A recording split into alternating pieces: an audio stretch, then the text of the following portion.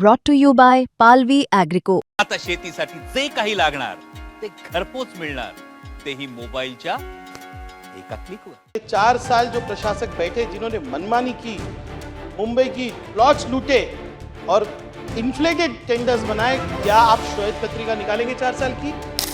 25च्या 25 वर्ष standing कमिटीचा chairman तुमचा होता, महापौर तुमचा होता आणि स्टँडिंग कमिटीचा चेअरमन तुमचा होता आणि आम्ही दर आठवड्याच्या स्टँडिंग कमिटीच्या 5% आम्ही जगत नाही। ACS लेवलचे IAS ऑफिसर तिकडे बसवतात। All are enjoying their holidays only there. अध्यक्ष महोदय, जब तक आप इनकी कॉलर तक नहीं पहुंचेंगे मुंबई महानगर पालिका साफ नहीं होगी।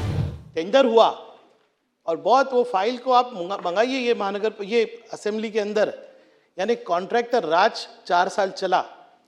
वो टेंडर जब एक्सपोज हुआ कि पार्किंग लॉट नहीं, पार्किंग रिजर्वेशन नहीं, कोई उसमें ट्रैफिक सर्वे नहीं हुआ, कॉस्ट इतना हाई है, PPP पे, और टेंडर कैंसिल। कितनी बड़ी बात है, कहते आप चिट्ठी लिखी, हमने टेंडर कैंसिल कर दिया।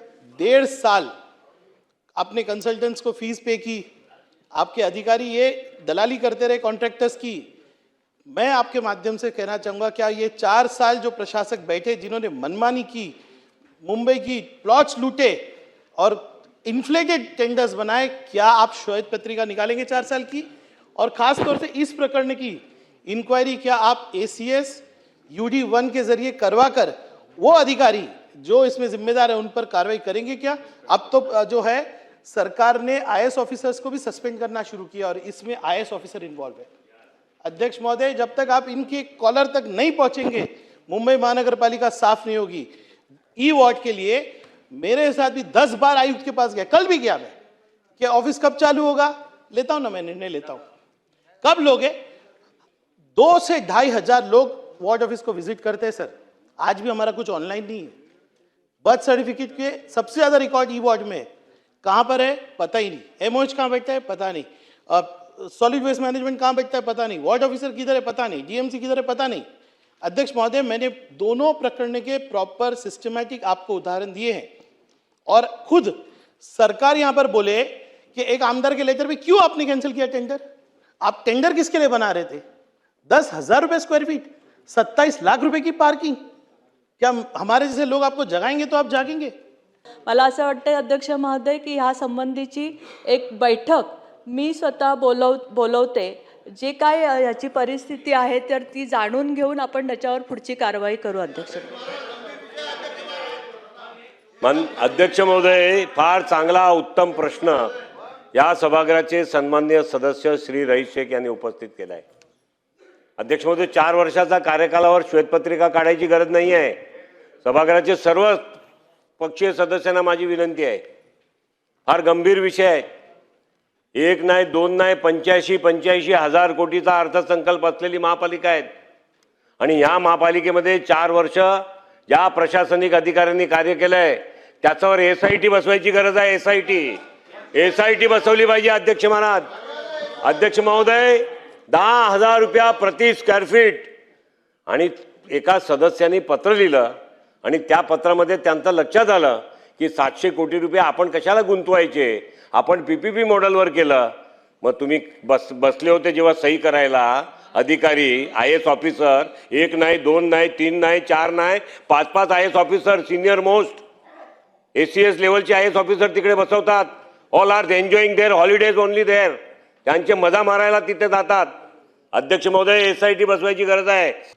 माझा एकच प्रश्न आहे अध्यक्ष महाराज, आणि प्रश्नापेक्षा जास्त विनंती आणि ती तुम्हाला आहे अध्यक्ष महाराज, की 80,000 कोटीचे फिक्स डिपॉझिट असणारी महानगरपालिका, 75,000 कोटीचं बजेट करणारी मुंबईची महानगरपालिका, 4 वर्षाची चौकशी मागितली, पण ज्यांच्याबरोबर आपण सत्तेमध्ये बसला होता त्या 25 वर्षाची पण चौकशी तुम्ही मागा रईसभाई, म्हणजे सगळं बरोबर होईल।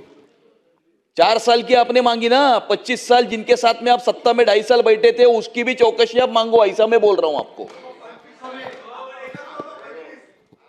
25च्या 25 वर्ष स्टँडिंग कमिटीचा चेअरमन तुमचा होता, महापौर तुमचा होता आणि स्टँडिंग कमिटीचा चेअरमन तुमचा होता आणि आम्ही दर आठवड्याच्या स्टँडिंग कमिटीच्या 5% आम्ही जगत नाही।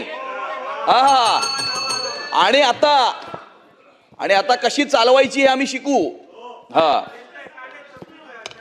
अध्यक्ष महाराज, माझा एकच प्रश्न आहे, माझी एकच विनंती आहे की जे वॉर्ड ऑफिस, मुंबईच्या महानगरपालिकेचं वॉर्ड ऑफिस आणि अशी 24 वॉर्ड ऑफिसेस या मुंबई शहरामध्ये महापालिकेची आहेत, जी महापालिकेच्या कारभाराची केंद्रबिंदू आहेत अध्यक्ष महाराज, ते कॉर्पोरेशनचं वॉर्ड ऑफिस सुद्धा PPP मॉडेलमधनं करण्याचा जो महान निर्णय ज्या कुणी अधिकाऱ्यांनी घेतला असेल आणि जर त्या ठिकाणी कमर्शियलाइज करायचं असेल, त्या जागेचा वापर करायचा असेल तर महापालिका स्वतः करेल ना अध्यक्ष महाराज. महापालिका स्वतः ती जागा रेंटवरती देऊन विकून ही रेव्हेन्यू कमवू शकते. तर तुम्हाला PPP मॉडेलमधनं वॉर्ड ऑफिस तयार करण्याची गरज काय? आणि त्यामुळे हा एक जो निर्णय घेण्यात आला, असे अनेक निर्णय आहेत. कालच पेपरला बातमी होती, मिठीच्या डिसिल्टिंग मध्ये आता अर्ध्यावरती त्यांनी त्या ठिकाणी ते टेंडर केलेलं आहे. म्हणजे अर्ध्यावरती टेंडर केलं म्हणजे बाकीचं अर्ध कशा करता होतं. आणि त्यामुळे असे अनेक विषय आहेत जे आता सगळे बंद करायचे आहेत. परंतु माझी तुम्हाला अध्यक्ष महाराजांना अशी विनंती आहे की महानगरपालिकेचं वॉर्ड ऑफिस PPP मॉडेलवरती बनवण्याचा किंवा त्याचं टेंडर काढण्याचा जो निर्णय झाला, याच्यावरती आपण आपल्या दालनामध्ये सर्वांना बोलावून या एका निर्णयाच्या संदर्भामध्ये चौकशी करावी अशी माझी तुम्हाला विनंती आहे अध्यक्ष महाराज.